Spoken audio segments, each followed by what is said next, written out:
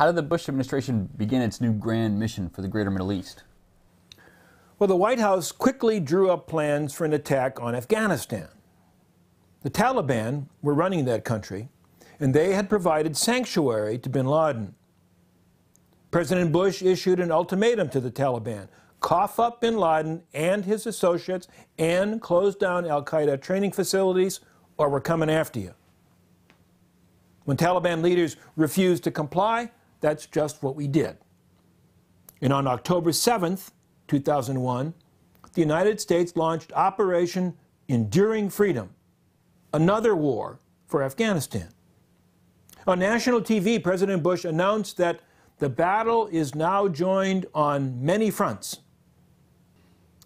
He then made this promise: we will not waver, we will not tire, we will not falter, and we will not fail. Peace and freedom will prevail. As to who he meant by we... Wait. Back in lesson 3, I've got a note right here. You quoted some CIA guy claiming that we won Afghanistan. Didn't the freedom fighters that Reagan supported come out on top? Hadn't freedom prevailed back when the Soviets pulled out of Afghanistan? How is it that a little more than a decade later, Afghanistan has become a haven for terrorists and we are invading the place?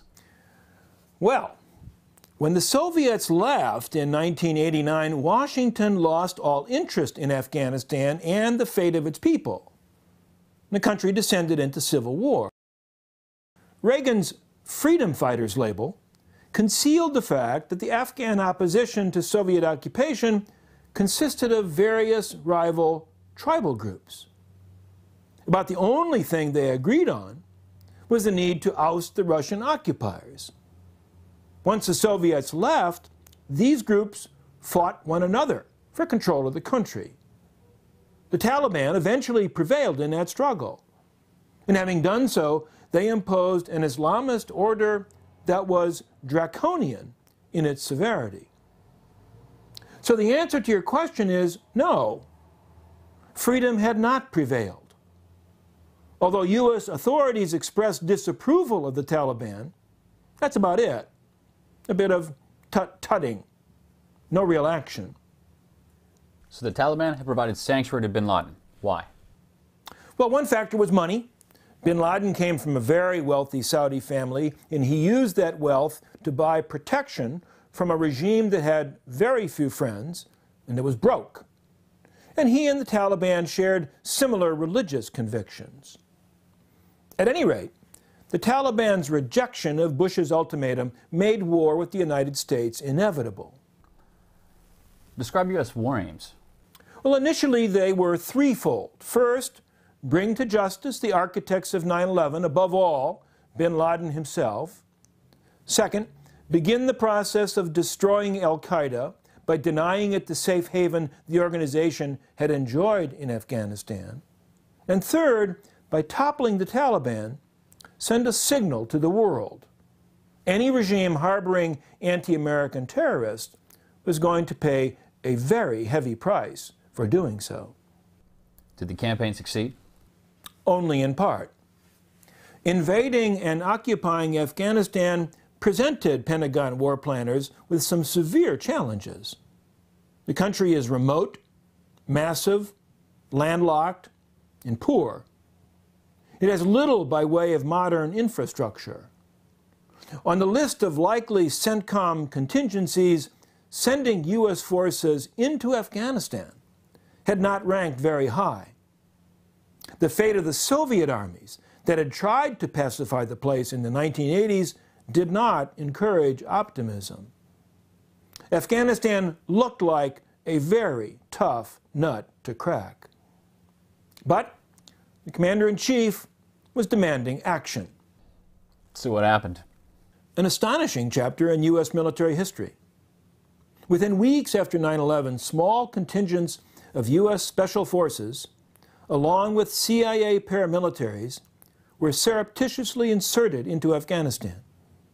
Once on the ground, they enlisted the support of Afghan opponents of the Taliban, principally the so-called Northern Alliance. In effect, these Americans recruited the Northern Alliance to serve as a surrogate ground force, now generously supported by American air power, with U.S. Special Forces serving as go-betweens and facilitators. It was a potent combination. Rough and ready Afghan fighters and high-tech American bombers. In the face of this air-ground offensive, Taliban authority quickly crumbled. A succession of major Afghan cities fell: Mazar-e-Sharif, Kabul, Kunduz, and finally Kandahar. By early December, Taliban control had been broken, with many Taliban fighters fleeing into neighboring Pakistan. That same month, at the Battle of Tora Bora, U.S. forces came close to capturing bin Laden himself. But he too escaped, eventually into Pakistan, along with other al-Qaeda fighters. So in effect, the U.S. had accomplished only the third of its three objectives. Correct. In many respects, the campaign was a brilliant feat of arms. But politically, it fell short. Even so, by January 2002, in his State of the Union address, President Bush was in no mood to nitpick. He was feeling his Wilsonian oats and was ready to declare victory.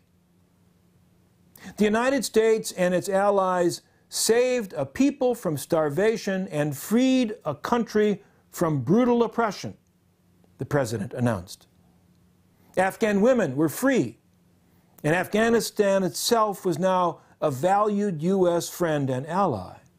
Bush introduced Hamid Karzai, handpicked to lead Afghanistan, and flown to Washington for his American coming out party. We are winning the war on terror, the president flatly declared, and it was time to move on to the next thing. At the time, wasn't that a reasonable assessment? Well, let me ask you this. Your main enemy is al-Qaeda. You've got them on the run, but their leader is still at large. You may be winning, but you've not won. What would you do next? Finish the job, get bin Laden, complete the destruction of al-Qaeda. Makes sense to me. What did Bush actually do?